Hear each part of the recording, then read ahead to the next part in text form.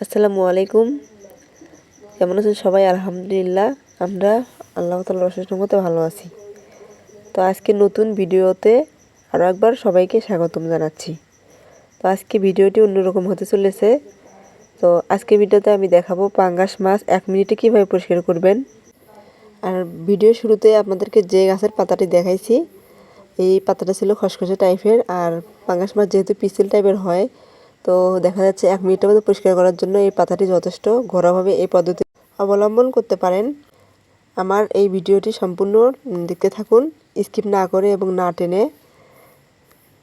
আর পুরো ভিডিওটি দেখার পর যদি একটু উপকৃত হন তাহলে অবশ্যই একটি লাইক কমেন্ট শেয়ার তো অবশ্যই হবে, তার সাথে চ্যানেলটি সাবস্ক্রাইব করে দিবেন।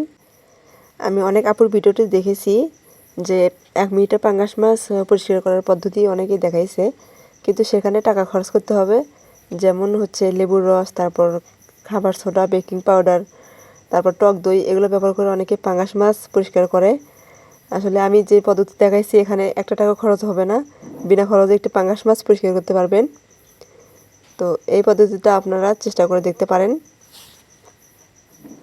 আমার হাতে ছিল মোট 3টা পাঙ্গাস মাছ, তো আমি 3টা পরিষ্কার করে দেখাইলাম। আপনাদের সামনে শুধু একটা পরিষ্কার করে দেখাইছি। আর আপনি যদি চাইলে আপনি মাছের পাখাগুলো, পালকগুলো আগে কেটে নিতে পারেন। আর ভিডিও চলাকালীন অবস্থা আপনাদেরকে ছোটো ছোটো টিপস দিচ্ছি, সেটা হচ্ছে মাছের যদি আমি ছোটো ছোটো পালকগুলো এগুলো কেটে নেই, দেখা যাচ্ছে কি হাতের মধ্যে লেগে হাতটা কেটে যেতে পারে। এর জন্য আপনারা না কেটে আস্তে আস্তে করে পরিষ্কার করে নেবেন। আর এদিক দিয়ে আমার পাঙ্গাস মাছটি দেখুন পরিষ্কার হয়ে গেছে। তো এইভাবে আপনারা পরিষ্কার করে নেবেন। তো ভিডিওটি কেমন লাগলো অবশ্যই একটি কমেন্ট করবেন। তো ভিডিওটা আজকে এই পর্যন্তই। আল্লাহ হাফেজ।